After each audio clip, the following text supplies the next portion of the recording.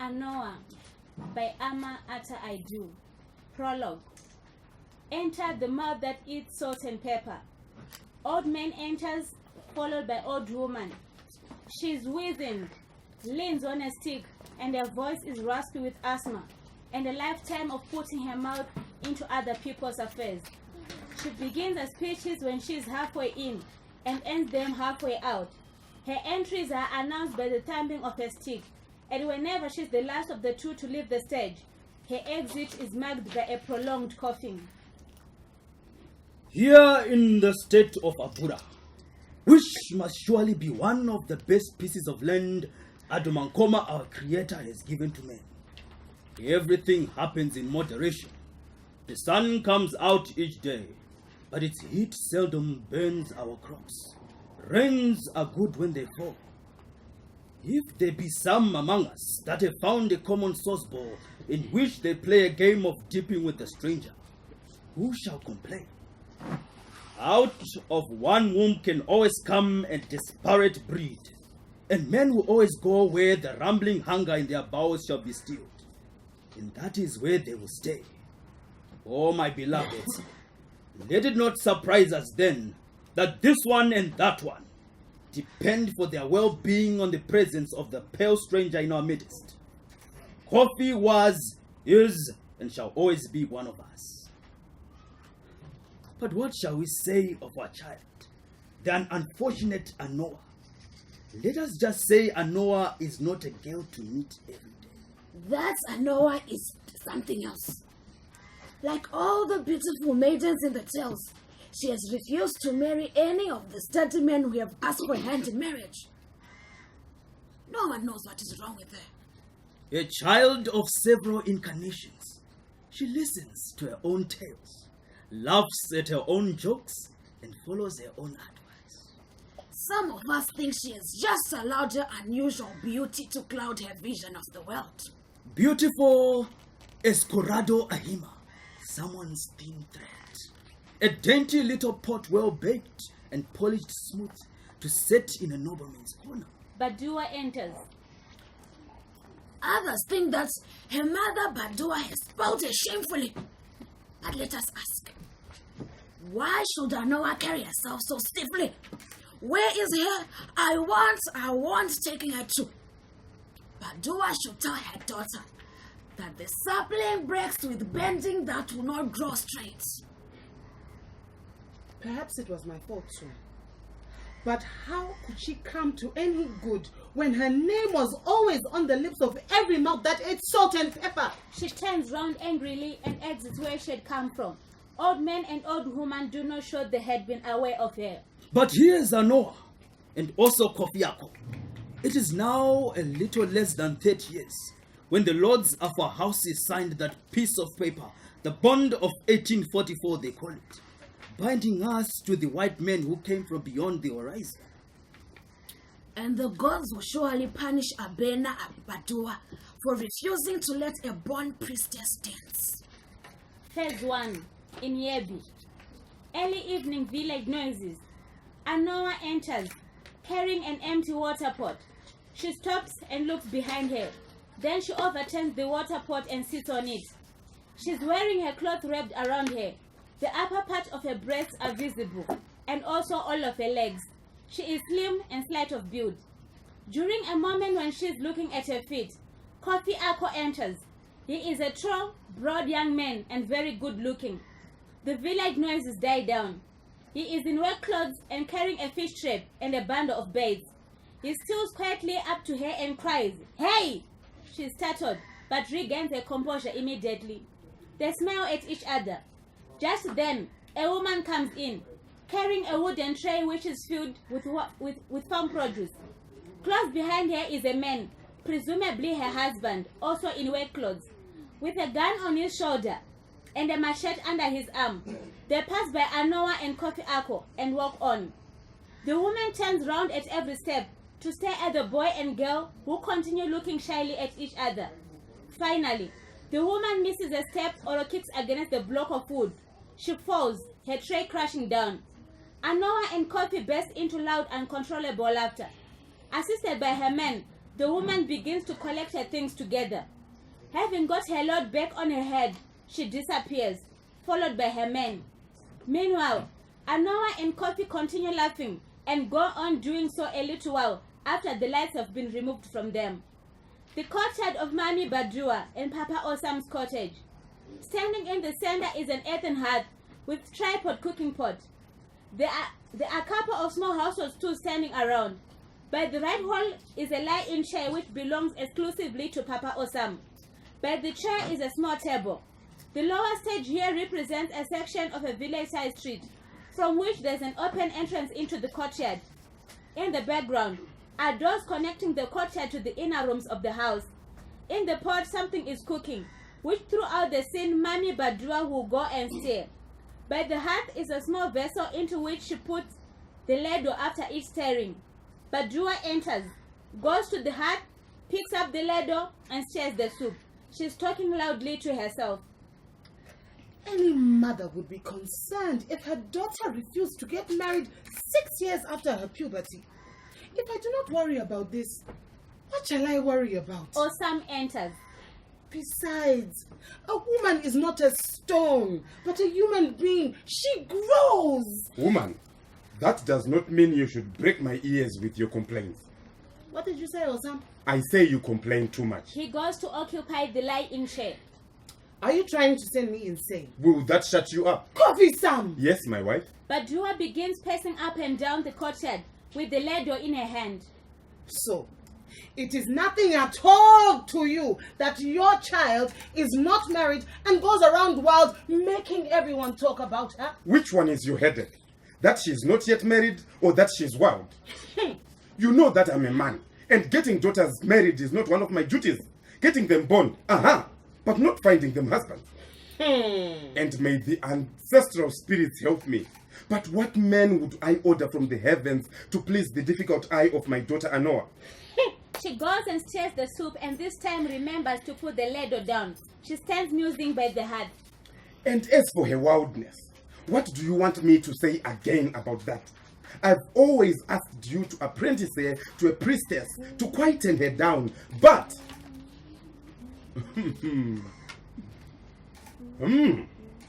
Play children's games with me, my wife. One day you will click your fingers with regret that you did not listen to me. I have said it, and I will say it again and again and again. I am not going to turn my only daughter into a dancer's priestess. What is wrong with priestesses? I don't say there's anything wrong with them. Did you not consult them over and over again when you could not get a single child from your womb to live beyond one day? Oh yes, I respect them. I honor them. I fear them. Yes, my husband, I fear them, but my only daughter shall not be a priestess. They have so much glory and dignity. But in the end, they are not people. They become too much like the gods they interpret. They counsel with spirits. They read into other men's souls. They swallow dogs' eyes, jump fires, drink goat's blood, sheep's milk, without flinching or vomiting. They do not feel as you or I. They have no shame. I want my child to be a human woman. Marry a man, tend a farm, and be happy to see her peppers and her onions grow. A woman like her should bear children so she can afford to have one or two die. Should she not take her place at meetings amongst the men and women of the clan and sit on my chair when I'm gone? And the captainship in the army, that should not be beyond her when the time is right. Oh. But a priestess lives too much in her own and other people's minds, my husband. My wife, people with better vision than yours or mine have seen that Anowa is not like you or me. And a prophet with a locked mouth is neither a prophet nor a man. Besides, the yam that will burn shall burn, boiled or roasted. She picks up the ladle but does not stir the pot. Since you want to sing comfort and songfo, Mother! singers and dancers. Mother, That is her coming. Mother! Oh, yes. Well, let's keep quiet about her affairs then. You know what heart lies in a chest. Mother! Where is she? Mother! Father! Mother! Mother! Osam jumps up and confused. He and Badua keep bumping into each other as each moves without knowing why or where he or she is moving. Badua still has the ladle in her hands. Why do you keep hitting at me? Mother! Sorry, I did not mean to, but you watch your step too. Father! And where is she? Anowa runs in with her empty water pot. Hey, Oh, Mother! why do you frighten me so? And where is the water? Oh, Father! What is it? Father! Say whatever you've got to say and stop behaving like a child. Calling us from the street. What have you got to say that could not wait until you reached here? Oh, Father! And look at her. See here. It is time you realize that you are grown up. Ah, Mother! And now what is it? Besides, where is the water? I am sure this household will go to bed to count the beans tonight since there's no water to cook with. Mother! Father, I have met the man I want to marry. What is she saying? I say I have found the man I would like to marry.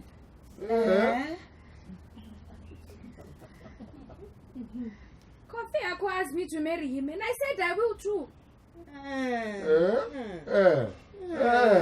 Light dies on all three and comes on again almost immediately. Osam is sitting in his chair. Anowa hovers around. Badua is sitting by the hearth doing nothing. Mother, you have been at me a long time to get married. And now that I found someone I like very much. Anowa, shut up. Shut up. Push your tongue into your mouth and close it. Shut up. Because I never counted Kofi Ako amongst my son-in-law. Anowa. Why Kofi Ako? Of all the mothers that I hear in Nyebi, should I be the one whose daughter would want to marry this fool, this good-for-nothing cassava man, this watery of all watery males, this I am the handsome one with a stick between my teeth at the marketplace, this Mother! ah! I say or no. Why did you not wait for a day when I was cooking banko and your father drinking palm wine in the marketplace with his friends? When you could have snatched the ladle from my hands and hit me with it and taken your father's wine from his hands and thrown it in his face.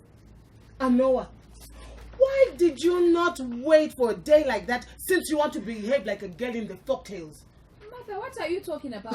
And you, Kobi-san, will you not say anything? Abena Badua, leave me out of this.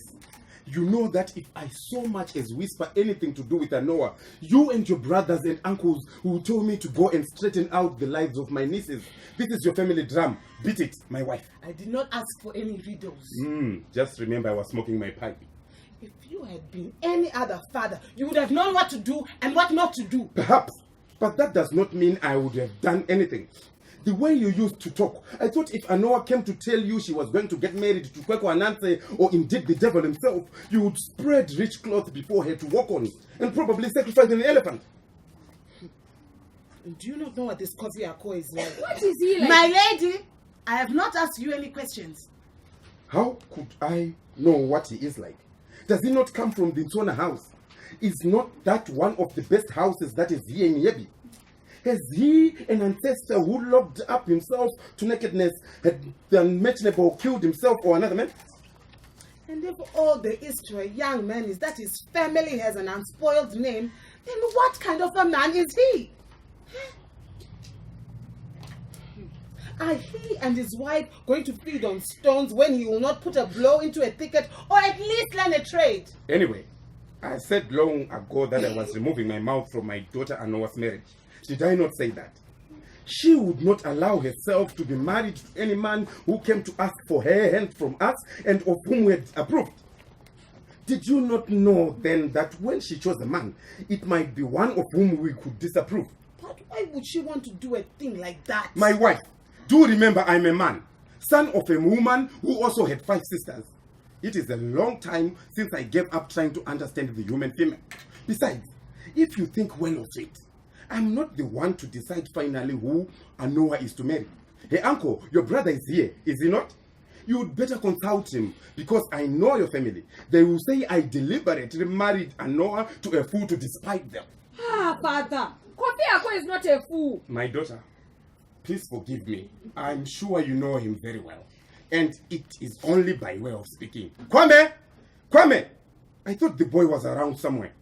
What What are you calling him here for? To go and call us your uncle and your brother. Could we not have waited until evening or dawn tomorrow? For what shall we wait for the dawn? To settle the case. What case? Who says I want to settle cases? If there is a case to settle, that is between you and your people. It is not everything one chooses to forget, Badua.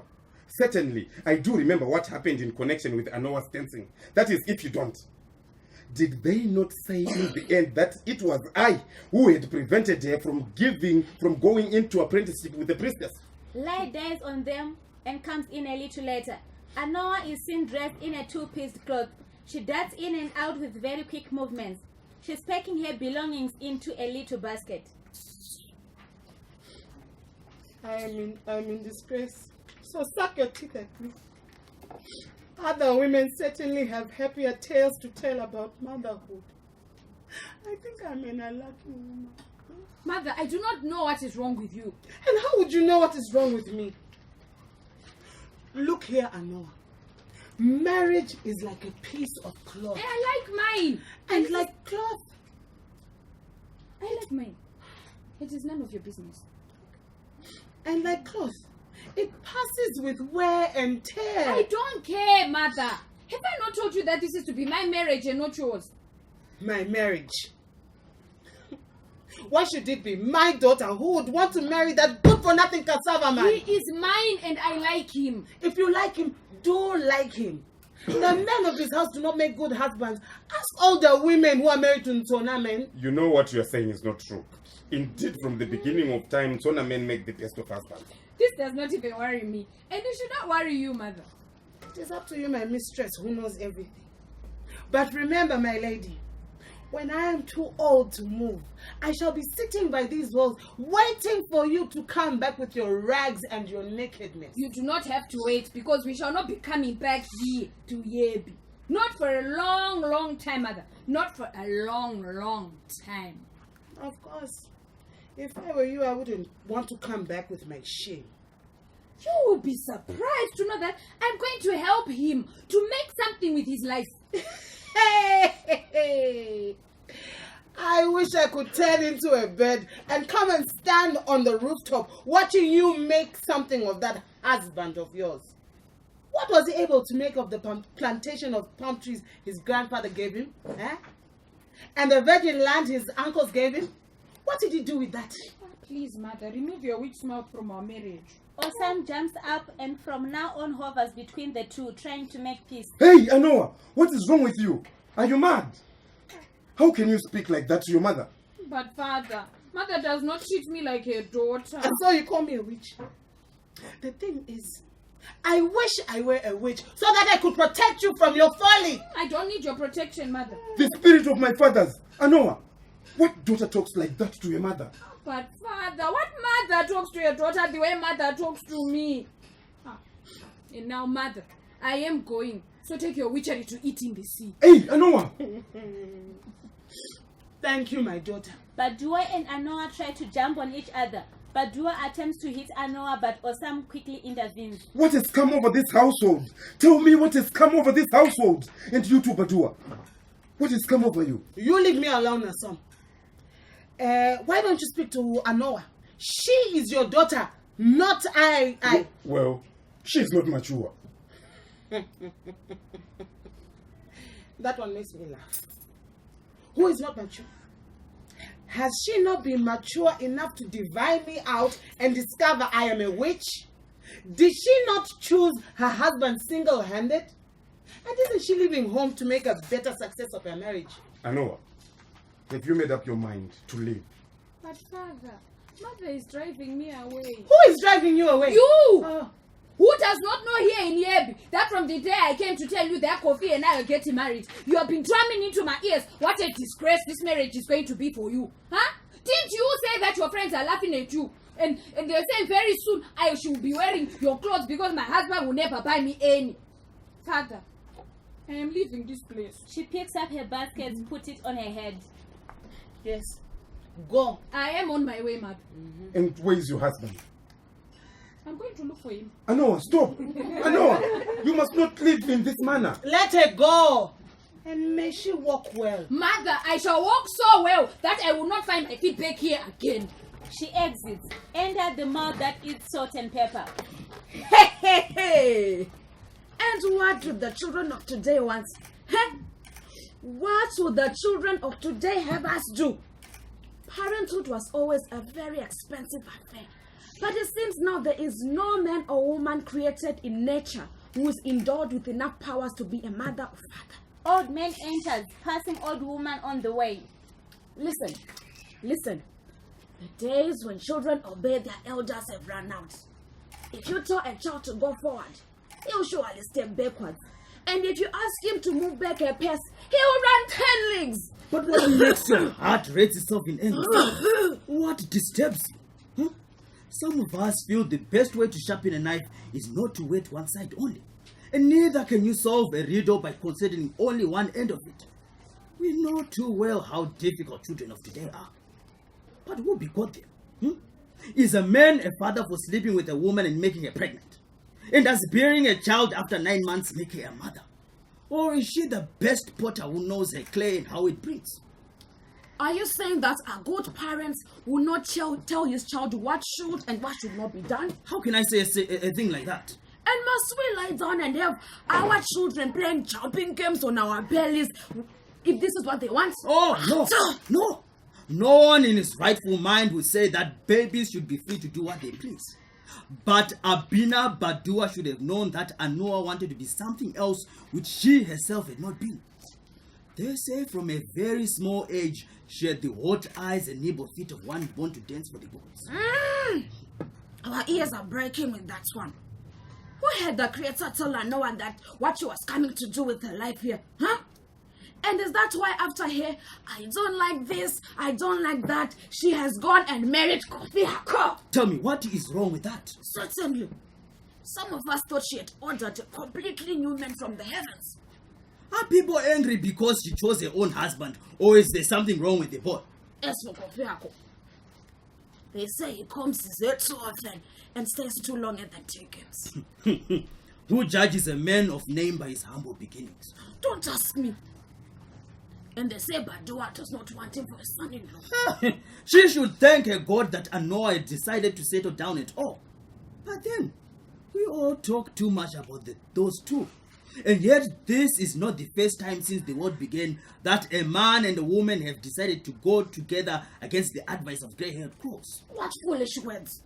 Some people babble as though they borrowed their grey hairs and did not grow them on their own heads. Badua should have told her daughter that the infant which tries its milk teeth on every bone and stone grows up with nothing to eat dried meat with. I am certainly a foolish old man, but I think there is no need to behave as though Kofi Ako and Anowa have brought an evil concoction here. Perhaps it is good for them that they have left Yebi to go and try to make their life somewhere else. Phase 2, on the highway. A dark night, wind, thunder and lightning. Kofi Ako enters. He's carrying a huge load of monkey skins and other hides. He looks exhausted and he is extremely wet from the rain. Anowa, are you coming? Anowa, hey, Anowa. Anowa enters carrying basket. Oh, what is wrong with you? Why are you so afraid? It is a fearful night. But you do not have to fear so much for me. Why, Kofi? See how your great chest heaves up and down through the folds of your cloth. You just let it be then. And I can't see there's anything to laugh at. Look at the lightning. Shall we sit here in the thicket? Yes. Kofi Ako puts his own load down with difficulty. He then helps Anowa to unload hers and sits down immediately. Hey! You should not have sat down in the mud just like that. As if it matters. Now sit here and move nearer. Anowa, see how you shiver. And yet my tongue cannot match yours. Oh, I'm strong. Oh, it's not heavy. My body is small, but I'm strong. Hey, Anowa. But I am strong. We can see that. You know what? Shivering like this, with all your clothes wet, you look like a chick in a puddle. And how about you? Beginning to rummage through her basket as though looking for something. Do you compare yourself to me? See how big I am. And this is why we should fear more of you. You are so tall and so broad. You really look like something huge. There is too much of you. Anything can get any part of you. A branch from a falling tree, a broken splinter. Oh, my mouth is at the dung heap. Even lightning. But I'm so little, I can escape things. I was not born to die in any of these ways you mentioned. Oh, seasoned priest. How was I born to die? I have You're no so idea. afraid of me. I have no idea about that one. What I know is that if you stay out longer in this weather, you're going to be ill. And I cannot afford to lose you. Oh, you'll never lose me. I thank you, Mom. Anowa fishes out a miserable-looking packet of food from the basket. Are you hungry? Here is what is left of the food. Oh, but it is so wet. She gives it to him. He clutches hungrily at the bundle. They are good. How about you? No, I'm not hungry. Perhaps you are ill already. This life is not good for a woman. No, not even a woman like you. It is too difficult. It is over 200 miles to the coast, and I wonder how much we have done. We are near Atandasu. This means we have only about 30 miles or more to do. Is that it? Do you know how many days we have been walking? No, I've not been counting the days. All I know is that we've been on the highway for about 2 weeks now. Gods of my fathers! But think of it. If we are not too tired to go a little further, we shall be there tomorrow. Hey, Anowa, you ought to have been born a man. Coffee? Mm-hmm. Why don't you marry another woman? At least she could help us. I could find a good one too. Let me see. There's a girl in one of the villages we go to. What is the name? Anowa, please don't go on. You know you are annoying me. Ah, my master, but I don't understand you. You're the only man in this world who has just one wife and swears to keep only her. Perhaps it is your medicine's taboo? What medicine are you talking about? What taboo? Ah, Coffee. Why has your voice gone fearfully down and so quickly? But you are saying something about medicines and taboos which I don't understand. Were you not the same person who said we didn't need anything of that kind? And if I say that, then it means from now on I must not mention medicines and taboos, not even in jest. Coffee. What use do you think there will be to us? Who is interested in harming you or me? Huh? Two lonely people who are only trying something just because the bowels are not as wise as the mind. But like baby orphans who shriek for food even while their mother's body is cold. Anowa, the man who hates you does not care if you wait in the sun for your clothes to dry before you can go and join the dance. Who hates us? My wife! You speak as if we left here with the town singing and dancing our praises. Was not everyone saying something unkind about us? Led by your mother? Anowa, we did not run away from home to go mushroom hunting and fish trapping. I heard you, my husband. But I do not want us to be caught up in medicines and all those things. I too have heard you, my wife.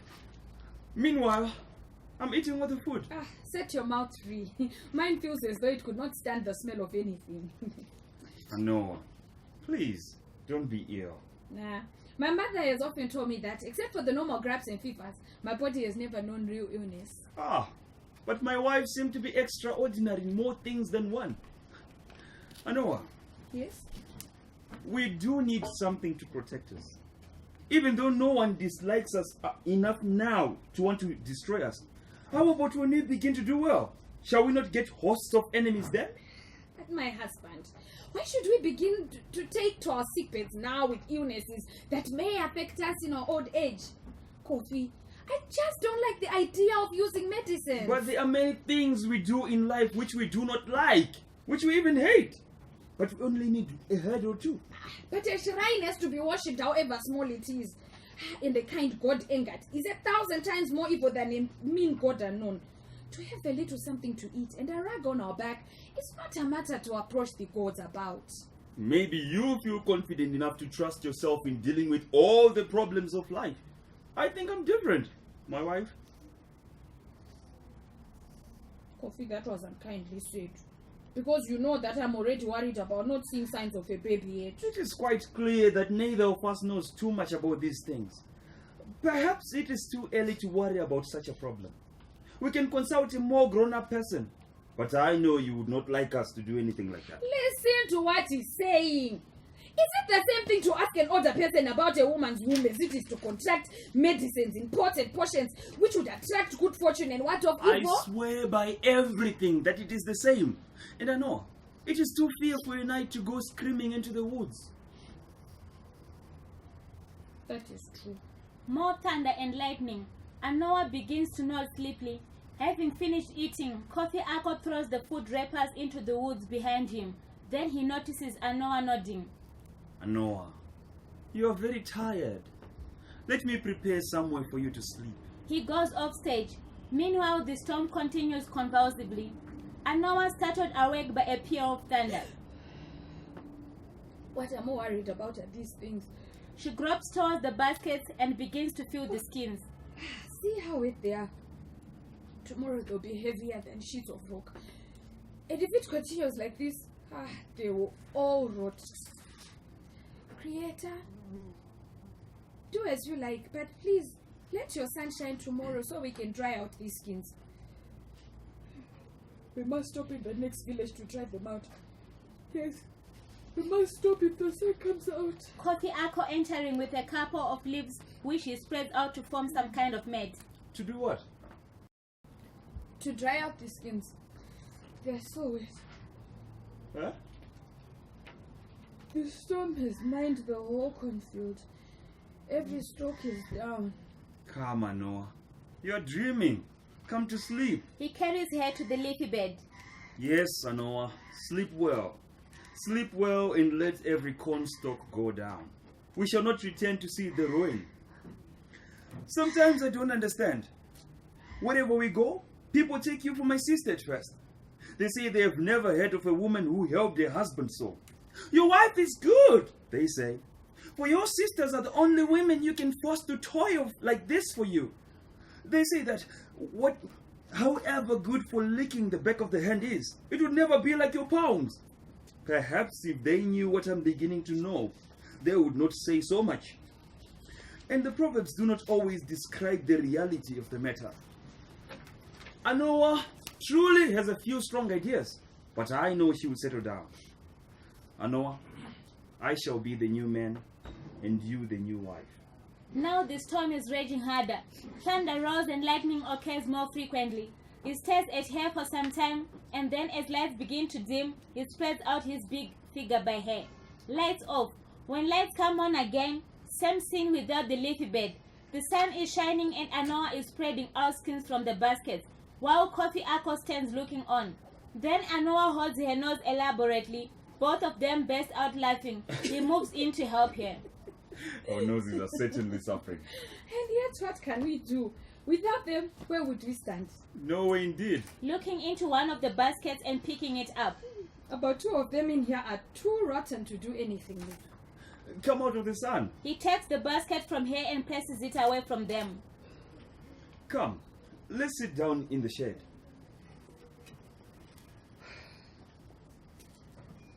Did your friend the doctor tell you what is wrong with me?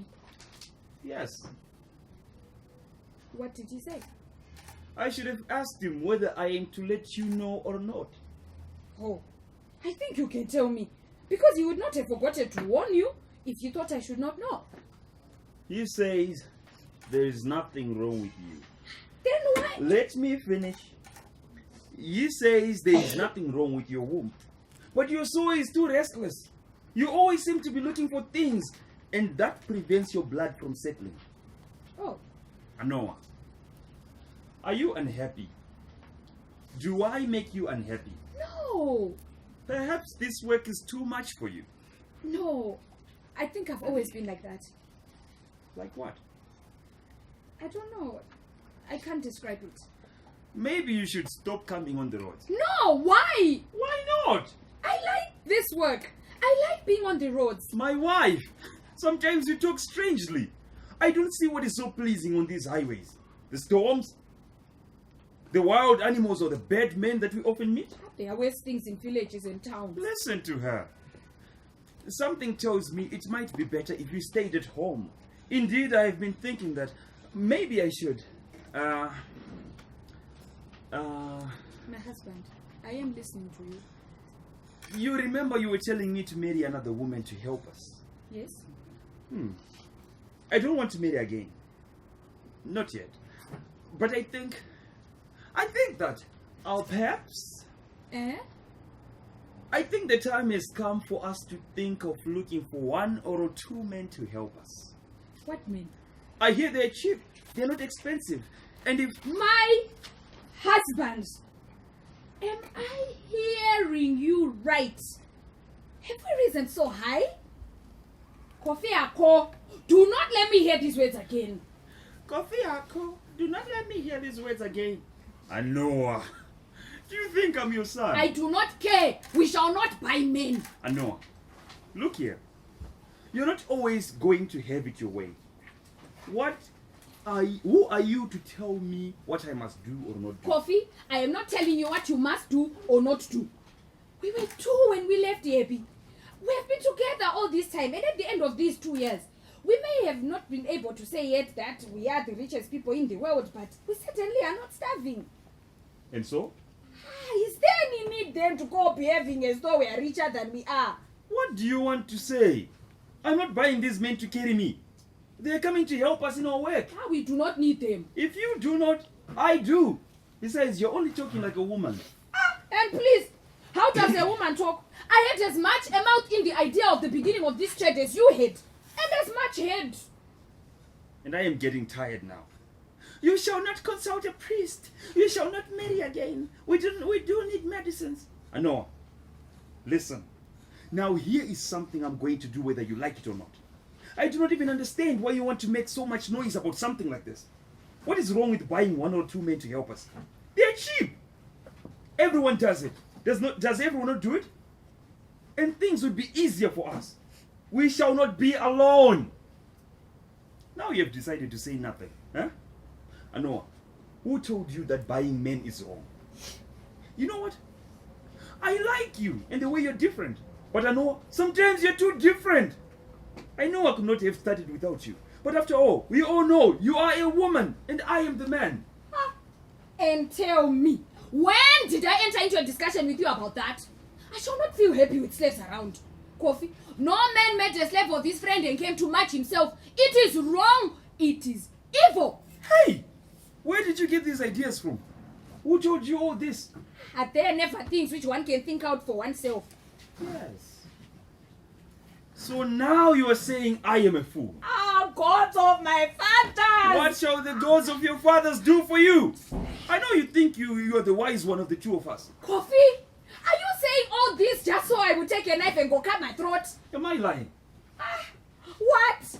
Anyway, and how did I give you this idea? This is the way you have always behaved. Kofi! Kofi, we shouldn't quarrel. No, we should not. The lights die on them and come up in a little while. It is the courtyard of Badua and Osam's cottage. It is early evening. Village noises. Osam and Badua are having their evening meal. Osam sitting in the lie-in chair, his food before him. I haven't heard the likes of this before. A human being, and a woman too, preferring to remain a stranger in other people's lands? Sit down. Sit down. Sit down and eat your food. I was telling you, this child of yours, she was never even a child in the way a child must be a child. And how must a child be a child? Eh, you are now asking me. I thought this is what you two have known all along. Nana, I beg you. Maybe that was not well said. But I must say, it has happened before us all, has it not? Walked out of that door, she did. How long ago is that? I've always feared her. You have always feared her. And is that a good thing to say about your own begotten child? If you fear her, then what do other people do? And if other people fear her, then since a crab never fathers a bird, in their eyes, who are you yourself? After all, what has she done? She only went away with her husband and has not been back since. And that, you agree with me, is very strange. Yes, it is strange, does not make me say I fear her. She takes his bowl to the hearth and returns it to him after she has filled it. But don't other women leave their homes to go and marry? And do they stay away forever? Do they not return with their children to the old homestead to attend funerals, pay death debts, returning for the feeding of their family stools? And Badua, listen here.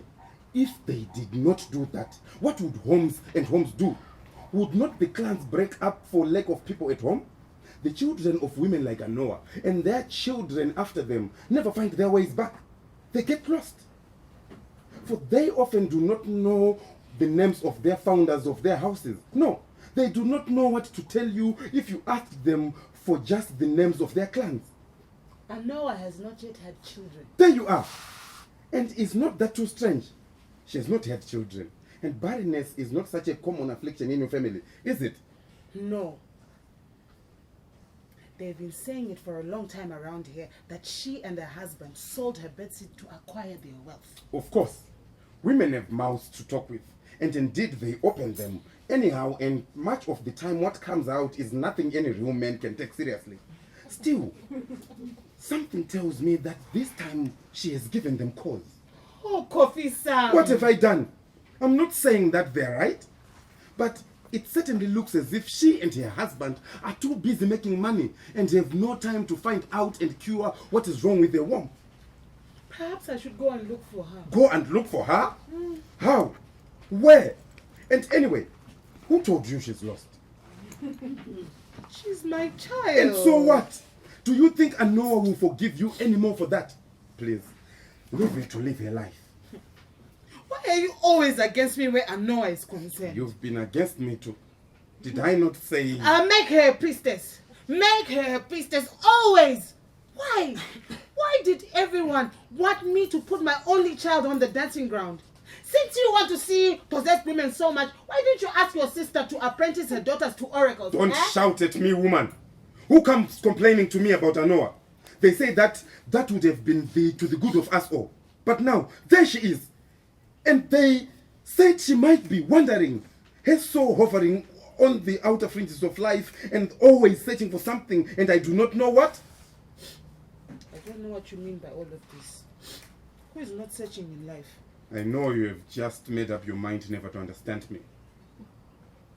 Besides, that daughter of ours is doing well, I hear. Yes.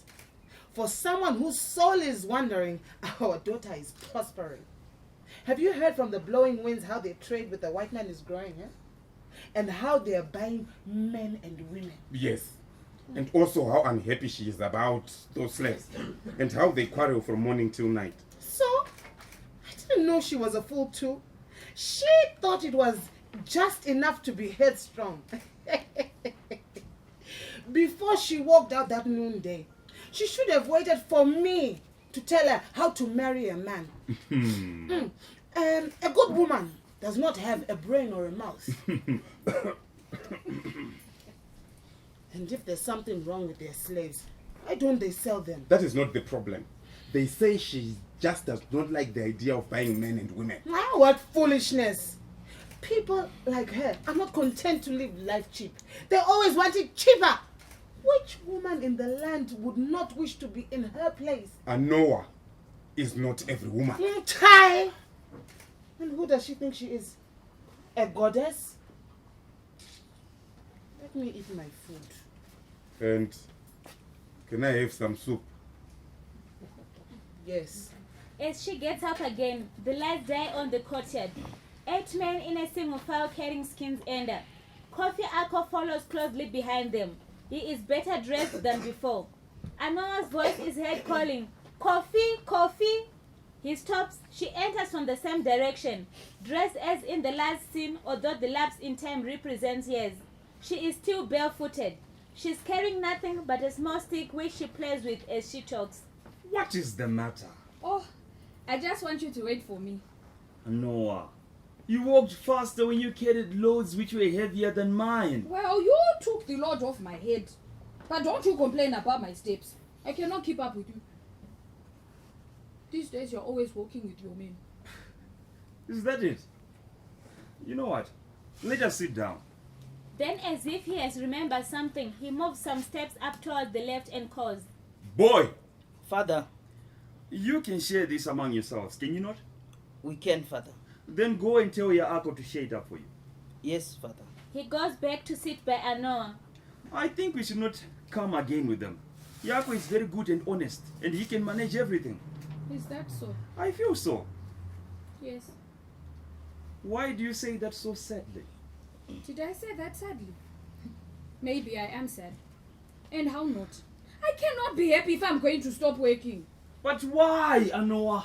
Men whom Adomonkoma creates do not stop working. Yes, they do, but only when they are hit by illness or some misfortune, when their bodies have grown impotent with age. Anowa, the farmer goes home from the farm. And the fisherman brings his boat and nets to the shore. And if you know this already, then why? They return in the morning. But we have finished doing all that needs to be done by us. Coffee, one stops wearing a hat only when the hat has fallen off. Anowa, can one not rest a tired neck? Are we coming back after some time? No, What shall we be doing? nothing. We shall be resting. How can a human being rest all the time? I cannot. I can. I shall not know what to do with myself each day it breaks. You will look after the house. No! I'm going to marry you to a woman who shall do that. You will not marry me to any woman. I'm not sending you on that errand. See if I don't. One of those plump mulatto women from Okwa with a skin as smooth as shea butter and golden like fresh palm onion. Anowa, stop that. Stop what? What are you doing? What am I doing? Hey, master, let your heart lie cool in your chest. Haven't I told you several times not to talk to me about marrying other women? I'm quiet. And if I marry again, what will become of you? Nothing that is unheard of.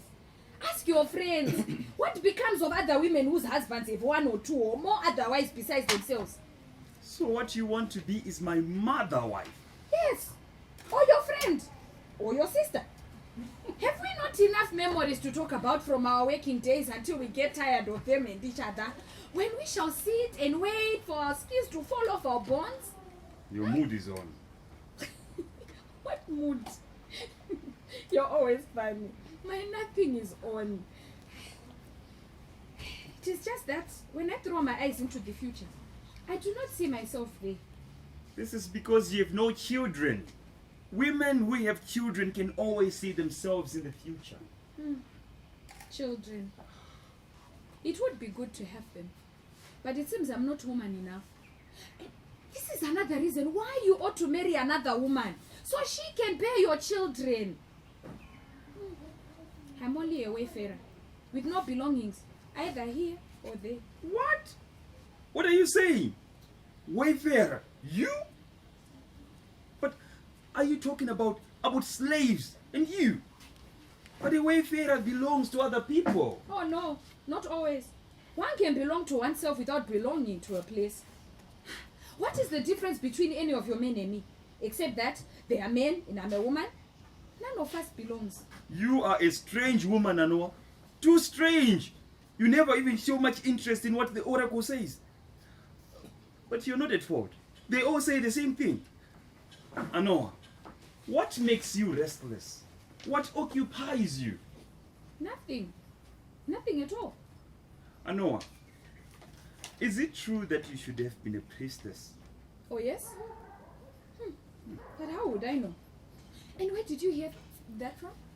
Don't think about that one then. It doesn't matter. Still, there's too much restlessness in you, which is frightening. I think that maybe you're too lonely with us men around. I have decided to procure 1 or 2 women. Not many. Just 1 or 2. So that you have companionship of your kind. No, no, no! I don't want them. I don't need them. But why not? No, I just don't need them. People can be very unkind. A wayfarer is a traveler. Therefore, to call someone a wayfarer is a painless way of saying he does not belong. That is, no home, no family, no village, no stool of his own, has no feast days, no holidays, no state, no territory. Shut up. Woman, shut up. Why? What have I done wrong? Do you ask me? Yes. What is wrong with you? If you want to go on and get possessed by God, I beg of you, go! So that at least I know that a supernatural being speaks with your lips. I say, Anowa, why must you always bring in this? What? About slaves and all such unpleasant affairs. But they're part of our lives now. But is it necessary to eat your insides out because of them? Why are you like this? What evil lies in having bonded men? Perhaps, yes, in other lands, among other less kindly people. A meaner race of men, men by other men, which are worse treated than dogs. But here, have you looked around? Yes, the wayfarer here belongs where he is. Consorts freely with free-born nephews and nieces. Eats out of the same vessel and drinks so as well.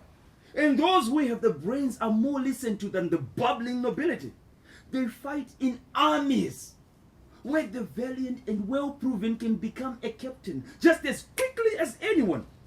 How many wayfarers do we know who have become patriarchs of houses where they used only to serve? But in all this, they are of account only when there are no free-born people around. And if they fare well among us, it is not so among all peoples. And even here, who knows what strange happenings go on behind closed doors? Anowa, where else have you been but here? Why can't you live by what you know, what you see? What do you gain by dreaming up miseries that do not touch you? Just so you can have nightmares? It seems this is how they created me. How sad. And yet if I gave you 2 good blows on your cheeks which flashed lightning across your face, all this foolishness would go out of your head. And what is wrong with me? Any man married to her would have by now beaten her to a pulp, a doll. But I can never lay hands on her. I cannot even think of marrying another woman. Oh, it is too difficult to think through anything. All these strange words. Anowa, what is the difference? How is it that you can't feel like everybody else? What is the meaning of all this strangeness? Who were you in the spirit world? I used to like you very much. I wish I could rid you of what ails you, so I could give you peace and give myself some. It is an illness, Anowa. An illness that tends to buy all the good things of the here under the sun. And shamelessly, you rake up the debt of life. You bear our wounds. You're too fond of looking for the common pain and general wrong. Anowa, you are among women, my one and only treasure. Besides you, all the others look pale and shadowless.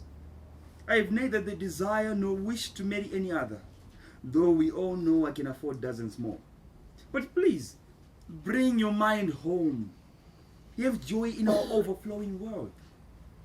Enhance this beauty nature gave you with the best craftsmanship, in cloth and stone.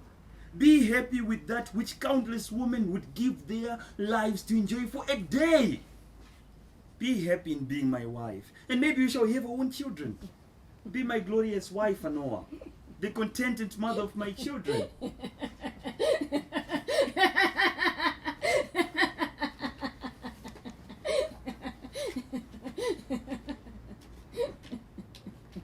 Lights go out on them and reappear after a little while. Enter the mouth that eats salt and pepper. My fellow townsmen, have you heard what Kofi and Anowa are doing now? They say he's buying men and women as though they were only each worth a handful of the sands on the shore. Hey, Anowa and Kofi, were those not the same who left Yebi like a pair of unwanted strangers? But peace creates forgetfulness, and money-making is like a god possessing a priest.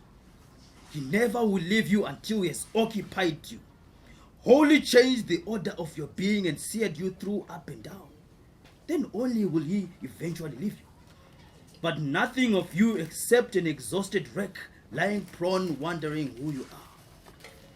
Besides, there must be something unwholesome about making slaves of other men. Something that is against the natural state of man and the purity of his worship of the gods.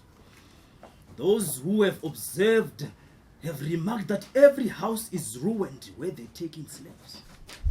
As you sit, they grow, and before you know where you are, they are there and you are not. 1 or 2 homes in Abura already show this. They're spilling over with gold and silver, and no one knows the uttermost hedges of their lands. But where are they who are going to sit on these things?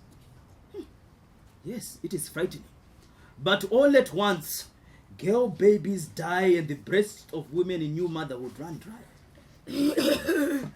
She is a witch. She is a devil. She is everything that is evil. Oh, Who else but that child of Abena Badua? and what has she done now? Have you not heard? She thinks the world has not seen the likes other before. I wonder what a woman is to produce a child like Anowa. I am sure such children are not begotten by natural normal processes. But what? They issue from cancerous growths, tumors that grow from evil dreams. Yes, and from hard and bony material that tender organs of ordinary human women are too weak to digest. Are you not sure that you're seeing too much in too little? What are you saying? Am I wrong? What woman is she who thinks she knows better than her husband in all things? A good husband would himself want advice from his wife. As the head of the family, a chief, a king, any nobleman has need of an advisor. But Anowa is too much. She is not against the very man who she selected from so many. She would rather he was poor than prospering. They say she raves hourly against our revered ancestors and sanctions their deeds in high tones. She thinks our forefathers should have waited for her to be born, so she could have upbraided them for their misdeeds and shown them what actions of men are virtuous. I don't know if I can believe all this you say about the pitiful child. But certainly it is not too much to think that the heavens might show something to the children of later day, which was hidden from them of old. But people of Yebi rejoice, for Kofi Ako has prospered and he is your son. Women of Zona House, they say Kofi Ako can stand on his 2 feet and dress up 50 brides, and without moving a step, dress up 50 more. And where and when did this last happen but in fables and tales of dim antiquity? They say Kofi Ako sits fed like a bullfrog in the swamp. While that's Anowa daily grossing, her eyes popping out of her head like those of a hungry toad in parched grassland. But she is the one who must not be allowed to step on that threshold here. When was this infant born that would tell us what to do? Huh? Who is she to bring us new rules to live by? It is good she said she was not coming back to Yebi. But if she so much as crosses that stream that lies at the mouth of the Red, we shall show her that little babies only cry for food when hungry, but do not instruct elders on how to tend a farm. Besides, as the sorest yam is better than the sweetest guava, the dumbest man is always better than a woman, or he thinks he is. And so Kofi Ako shall teach Anowa that she is a man. Old woman exits. Phase 3. The big house at Ogua. A big central hall. The furniture here is either consciously foreign or else opulent. There are beautiful skins lying on the richly carpeted floor. Other articles include a giant sideboard on which are standing huge decanters with or without spirits and big decorative plates. In the central hall is a fireplace, and above it, a picture of Queen Victoria unamused. To the left of the Queen is a picture of Kofi Ako himself, and to the right, a large painting of the crow, the totem bird of the Nsona clan. In the center of the room is a gilded chair with rich-looking cushions, and in front of it, a leopard skin. A group of women enter from the right, dancing with great abandon. He is coming. Nana is coming. He is coming. The master of the earth is coming. Give way. Oh, give way. For the master of all you see around is coming. Turn your face the jealous. Close your eyes the envious. for he is coming. Nana is coming. Turn Your face the jealous, close your eyes the envious. They are men and women carrying raw materials, skim, copra, crude rubber, and kegs of palm oil. Controlling the exportation of the last product has made Kofi Akko the richest man, probably of the whole Guinea coast. Other men and women are carrying cheap suits and madras clothes, muskets, hurricane lamps, knives, and enamel ware. Kofi Akko enters, borne by 4 brawny men in some kind of a carrier chair, basket, or a sedan. He is resplendent in brilliant candy or velvet cloth, and he is overflowing with gold jewelry, from the crown on his head to the rings on his toes. He is surrounded by more hailing women and an orchestra of horns and drums. As he passes, he makes the gestures of lordship over the area. The procession goes off. Anowa enters and sits on one side of the chairs in the central hall. She looks aged and forlorn in her old clothes. She is still barefooted. She sits quietly for a while, as though waiting for somebody. Then she stands up and begins to pace around, speaking to herself. I remember once. I was very young then. Quite young, certainly. Perhaps I was 8 or 10. Perhaps I was 12. My grandmother too told me of her travels. She told me of the great places she had been to and the wonderful things she had seen. She told of the sea that is bigger than any river and boils without being hot, of huge houses rising to touch the skies, houses whose foundations are wider than the biggest roads I've ever seen. They contained more rooms than were in all the homes I knew put together. Of the houses, I asked, "Tell me, Nana, who built the houses?" She said, "Why do you want to know?" "The pale men." "Who are the pale men?" I asked. I asked too many questions. "They are the white men." "Who are the white men?" I asked. A child like you should not ask questions. They come from far away beyond the horizon. "Nana, what do they look like?" "Shut up, child. Not like you or me," she said. "But what do they look like, Nana?" I asked. "Shut up, child, or your mouth will twist up one day with questions." "Not like you or me?" "Yes, like you or me, but different." "What do they look like, Nana?" "What devil has entered into you, child?" As if you or I were peeled off our skins, like a lobster that is boiled or roasted. But it is not good that a child should ask questions. "Nana, why did they build the big houses?" I asked. "I must escape you, child." They say they built the big houses to keep the slaves." "What is a slave, Nana?" "Shut up! It is not good that a child should ask big questions." "A slave is one who is bought and sold. Where did the white men get the slaves?" I asked. "Hey, you frightened me, child. You must be a witch, child." "They got them from the land." "Did the men of the land sell other men of the land and women and children to pale men from beyond the horizon who look like you or me, peeled like lobsters, boiled or roasted?" "I don't know, child." "You're frightening me, child. I was not there. It was too long ago. No one talks of these things anymore. All good men and women try to forget. They have forgotten." "What happened to those who were taken away? Do people hear from them? How are they?" "Shut up, child. It is too late, child. Hey, sleep well, child. All good men and women try to forget. They have forgotten."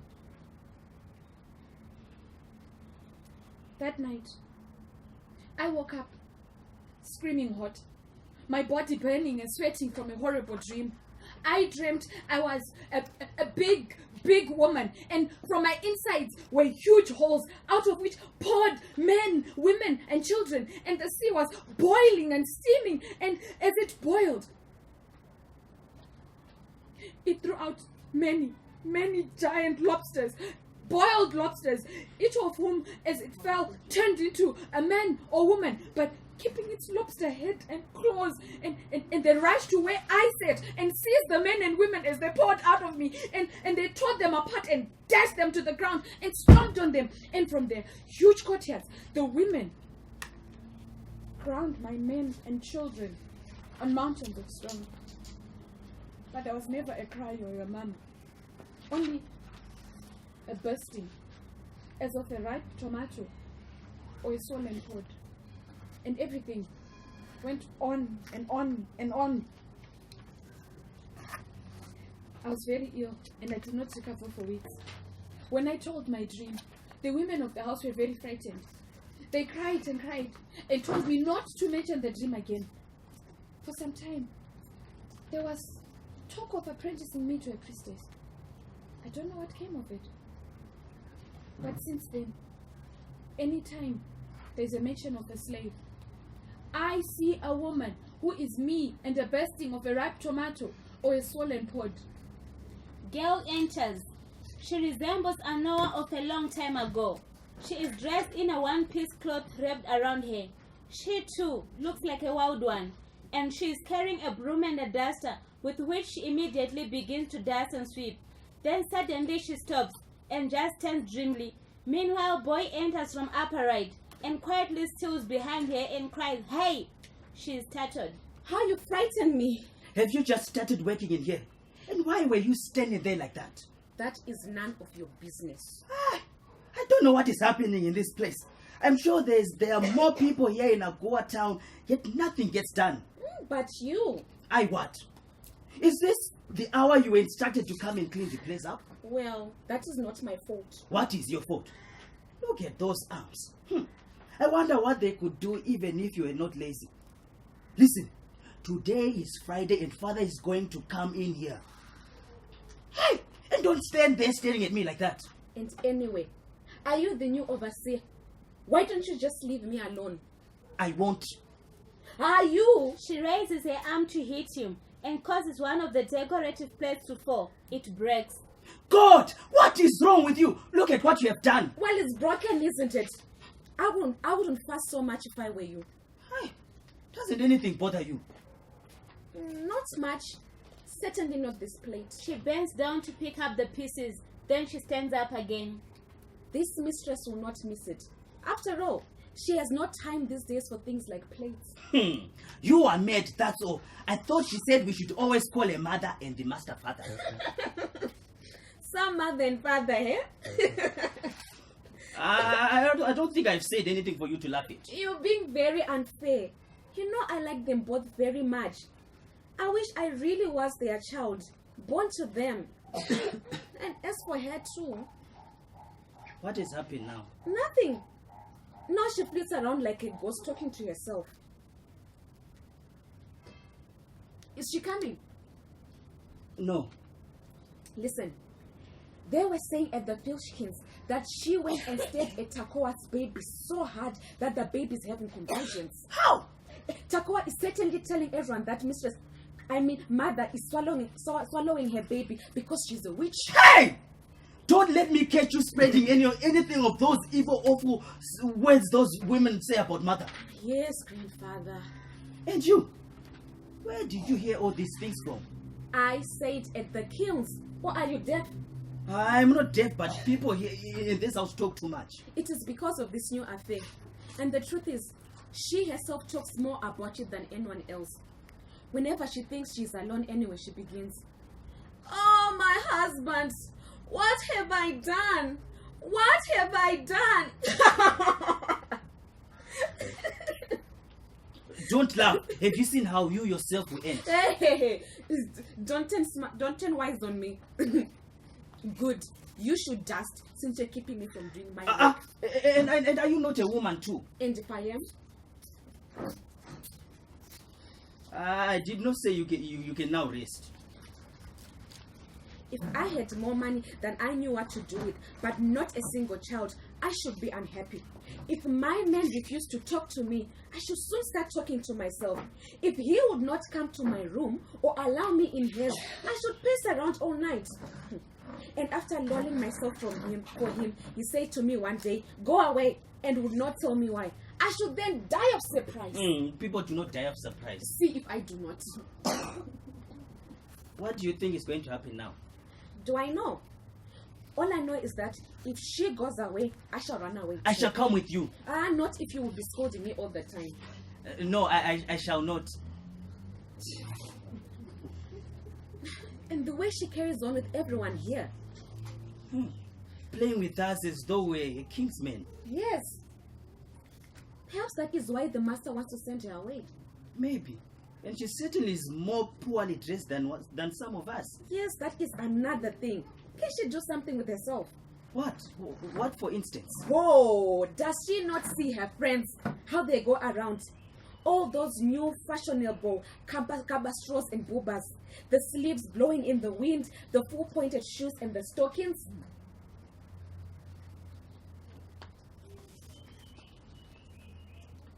Why, if I were her, what would I not do? What would I not have?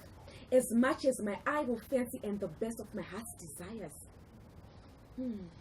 Get her to sit on for all my work days, velvet for visiting, silk for Sundays. Anowa enters unnoticed and stands at the door. She looks as she did in the last scene, but wizened now and shabby. She's wearing her old clothes and is barefooted. Her hair is cropped close. Oh, if I were her and she were me, jewels on my hair, my fingers, my knees, in my ears the dangles, on my wrists the bangles. My sandals will be jeweled, my hair will be dressed, my perfumes will be milled, and my talcums of the best. Oh, on my soups I'll be keen, no fishes to be seen. Oh, for her to be me, so I could be free. Anowa glides out unseen. Being a woman, of course, that's all you would think about. Though if I were you and so beautiful, I would not worry. Perhaps father would take you for a wife. Cheer! That man who is afraid of women. Hey, listen, it is dangerous talking to you. How can you say a fearful thing like that? But am I lying? They say, Shut up! He hits her on the buttocks, runs away with the girl pursuing him, her broom raised. Anowa re-enters the hall. You said it right, my child. But the elders gave the ruling before you and even I came. The string of open beads might look better on the wrist of the leopard, but it is the antelope which has lost its mother. Presently, Panyin and Kakra enter. They are about 8 years old. They run in with ostrich feather fans, stand on either side of the gilded chair, and automatically begin fanning the chair. This goes on for some time without Anowa noticing it. When she does, she laughs out dryly. Poor children. I feel like picking them up and carrying them on my back. Mother, please. We did not hear you. It is all right, my children. I was not speaking to you. They are fanning that chair now so that by the time their load enters, the space around it will be cool. I suppose this is one of the nice things Yaako is teaching them to do. War is the childless woman they own. Let someone go and see their mother. Where is she? Where is she sitting while they stand here fanning an empty chair? Let someone go and see how she suffered bearing them. The 9 months dizziness, when food tasted like dung and water like urine. 9 months of unwholesome desires and evil dreams. When the hour of the breaking of the onion, when the space between her life and the death wore thin like a needy woman's hatred. Oh, the stench of old blood gone hot. Did she go through all that? With the rest at the end postponed, so they will come and fan an empty chair? To fan an empty chair. She gets up and listlessly goes to the picture of Queen Victoria and addresses it. Hey, sister, I hear you are a queen. Maybe in spite of the strange look of you, you are a human woman too, eh? How is it with you over there? Do you sometimes feel like I feel that you should not have been born? Nana, won't you answer me? If you won't answer, take your headache. And I say, you don't have to look at me like that because I've seen your legs before. But I shall not cry. I shall not let him see the tears from my eyes. Someone should have taught me how to grow up to be a woman. I hear in other lands a woman is nothing. And they let her know this from the day of her birth. But here, oh spirit of my mother, they let a girl grow up as she pleases until she's married. And then she's like any woman anyway. In order for a man to be a man, she must not think, she must not talk. Oh, why didn't someone teach me how to grow up to be a woman? Hey, Kakra, Panin, stop fanning that chick. But please, mother, your uncle said. I say, stop fanning that chair, Panin. Go and tell your uncle that I've asked you to stop fanning the chair. They put their fence on one of the stools and Panyin goes out. Anowa puts her arms around Kakra and moves down with him. When she sits down, he sits on a rug by her. Kakra, Mother, where do you and Panyin come from? the house in Tantri. Mother, No, I meant before that. mother, I don't know. Kakra, am I growing old? Mother, I don't know. No, you don't know. Go and play with your friends, child. Kakra leaves. Kofi Ako enters on the arm of Boy. He is bedecked as in the last scene. Anowa stares contemptuously at the two of them. Boy leads him to the chair and places him in it. Father, shall I go and fetch Nana the priest? Not yet. I shall call you instead and send you with a message for him. Yes, Father.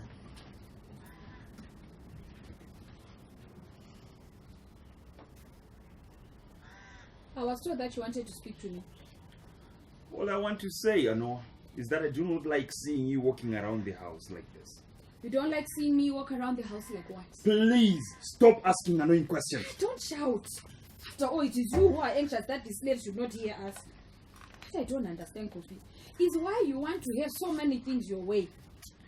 And I don't think there's a single woman in this land who speaks to her husband the way you do to me. Why are you like this, Anowa? Why? Can't you be like other normal women? Other normal people?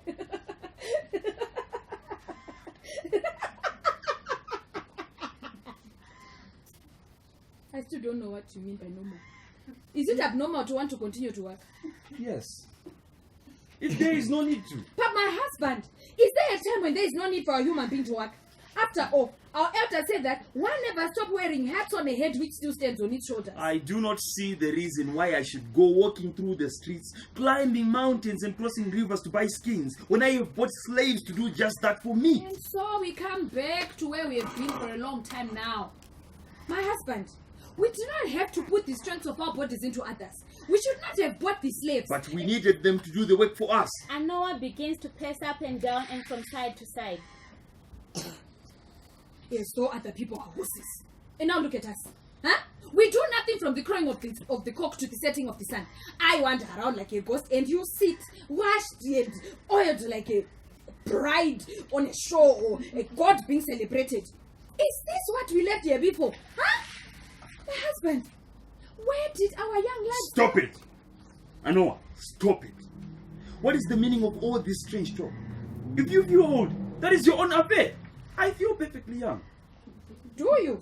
Yes, I do. And you stop creeping around the house the way you do. Like some beggar, making yourself a laughing stock. Can't you do anything to yourself? After all, you are my wife. Am I your wife? What is there to prove it? I don't understand you. Don't you? I am asking you what I do or what there is about me that shows I am your wife. I do not think putting on fine clothes is enough. Are you referring to the fact that we have not had children? An adopted child is always an adopted child, and a slave child is slave. Perhaps I am the one who's barren. But you deserve a son. So, Kofi, I shall get you a wife. One of those plump mulatto women of... Anowa, stop that! Besides, such women are more civilized than I, who only come from here. They, like you, have learned the ways of the white people. And a woman like that may be attractive enough to be allowed into your bed. Anowa, stop that! Stop it! Stop it! Stop what? Stop what?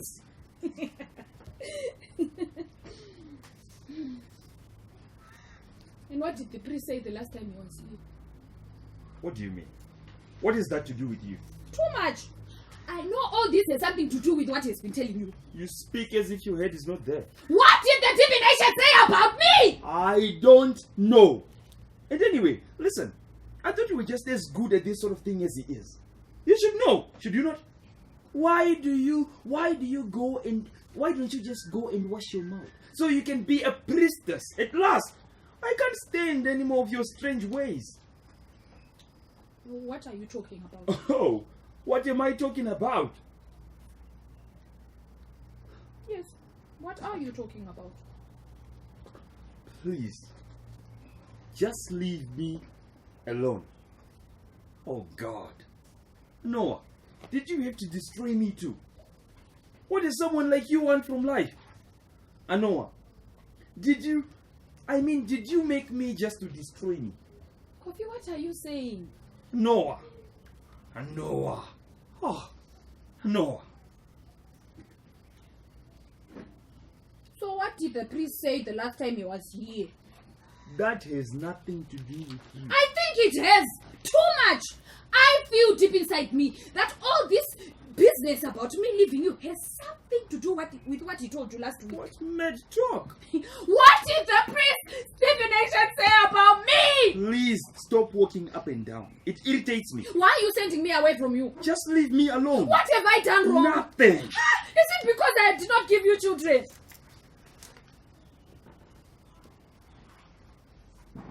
Do you want to take a new wife who would not like to see me around?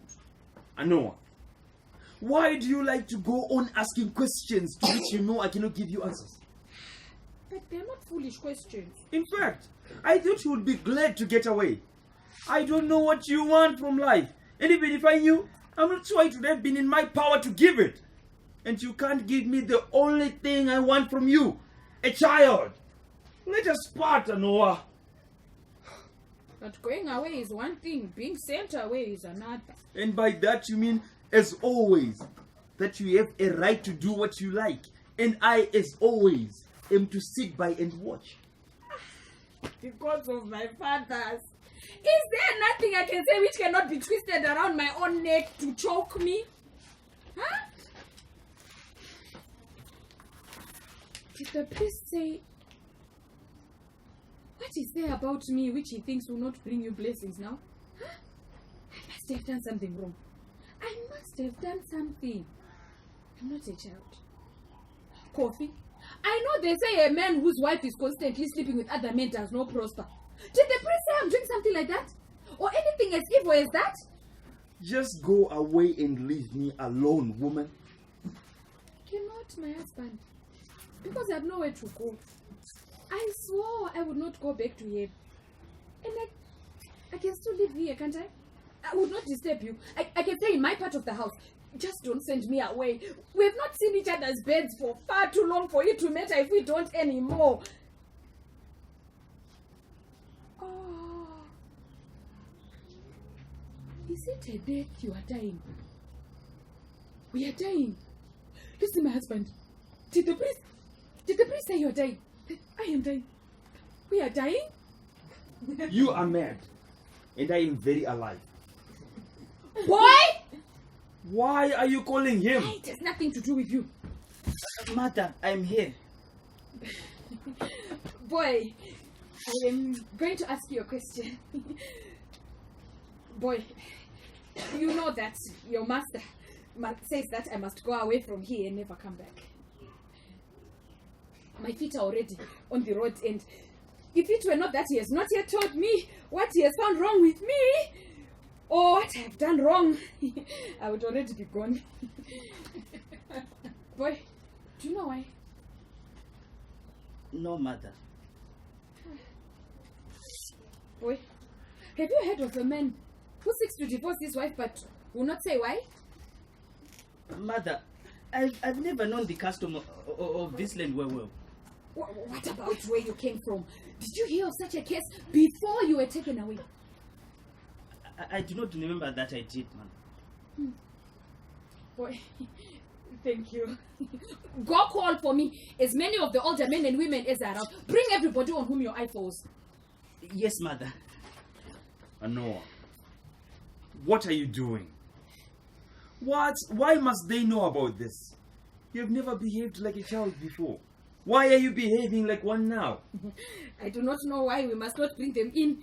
I need their help. And they also come from places where men live, eat, and die. Perhaps one among them who can help me. I'm behaving like a child now because I've gained nothing from behaving like a grown-up all my life. You are mad, Anowa. Not yet. Are they to come? Let them come.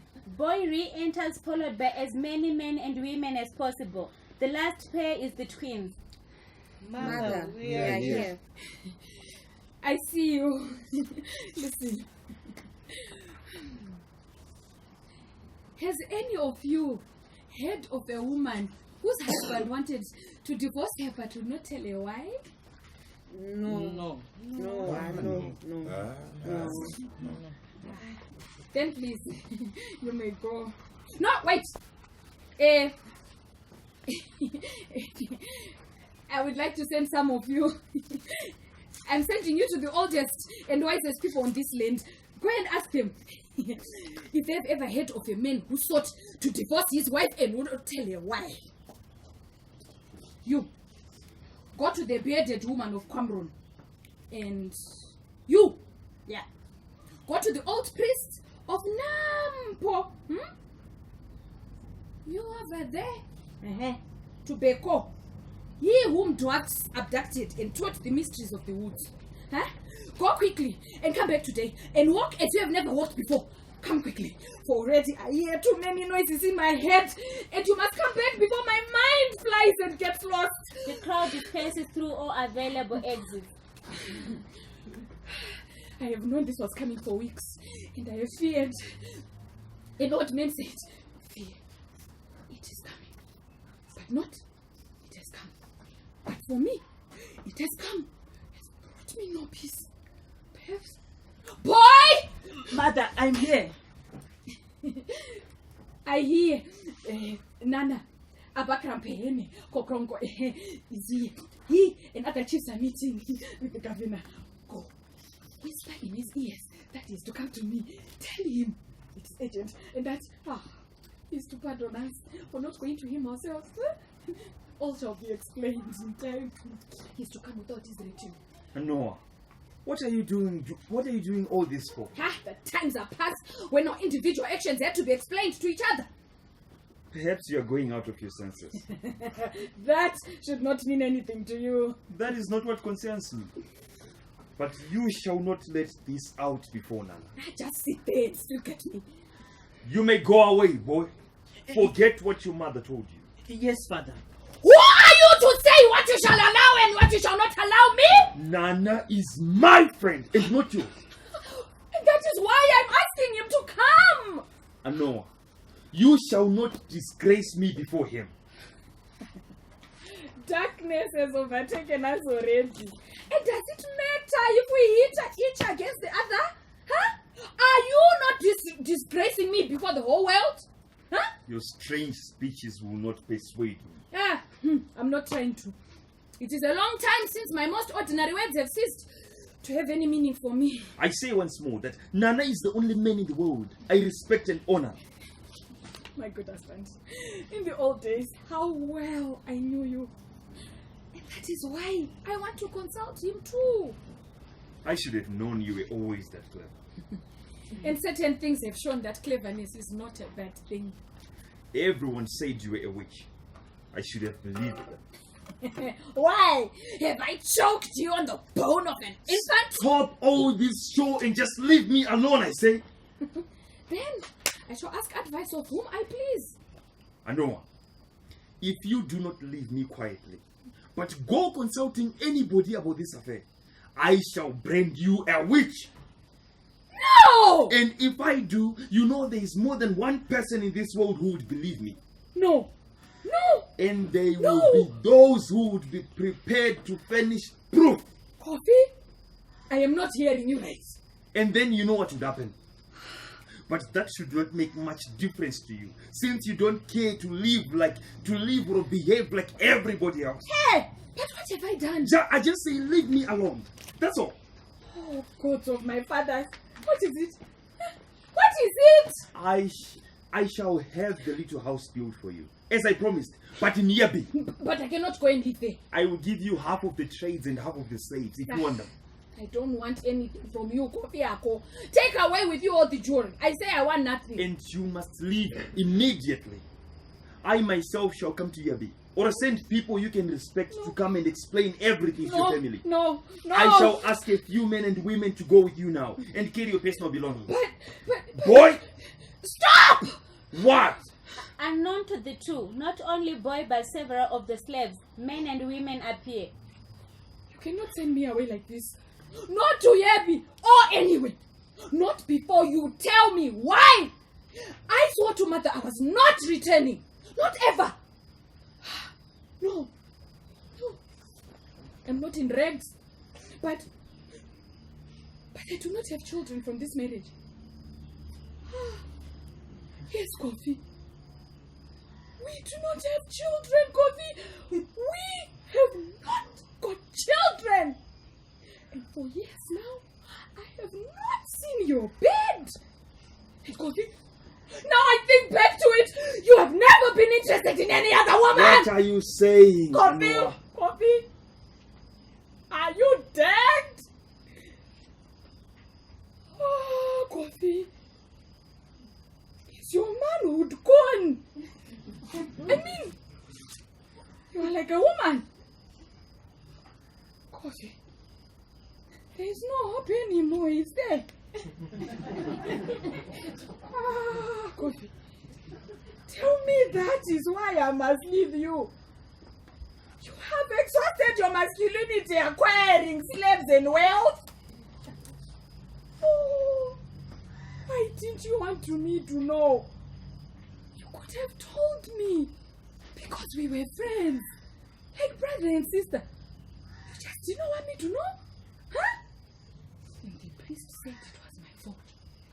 That I ate your manhood up? Why did he say I did it? Out of envy? Did he not tell you that you, perhaps, had conceived it up yourself, acquiring wealth and slaves? Kofi Ako looks around and sees the peeping eyes. He gestures to Anowa, who doesn't know what is happening, and goes on talking. He makes an attempt to go away and then he sits down again. The slaves disappear. Now I know.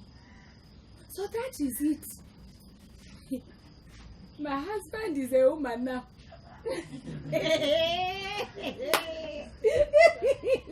He's a corpse. He's dead wood. Ha! But less than dead wood, because at least that sometimes grows mushrooms. Why didn't you want me to know?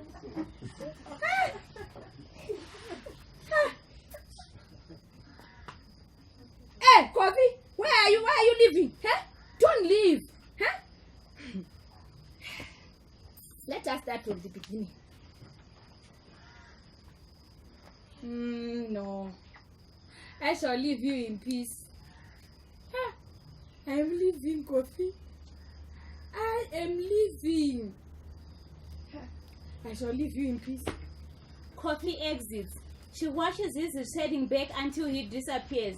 She then shifts her gaze to the gilded chair. She stares at that for some time, after which her eyes just wander in general around the room. Then at some point she begins to address the furniture.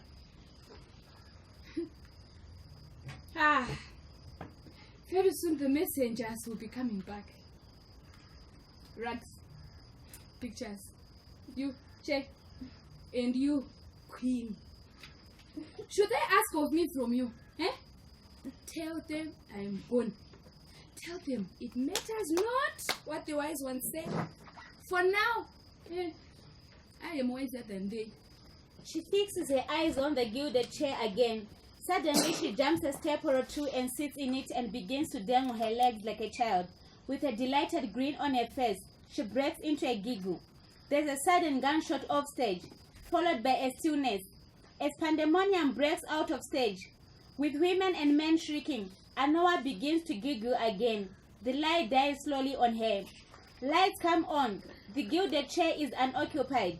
In the background can be heard funeral drums and wailing. A few women led by Badua, who is weeping, troop in and sit down, Badua in the right-hand corner. The women sit around the gilded chair as though it is the funeral bed. A little later, Osam enters to sit facing Badua. All are in deep red mourning. The drum and wailing stops. The lights go dim. The mouth that eats salt and pepper enters.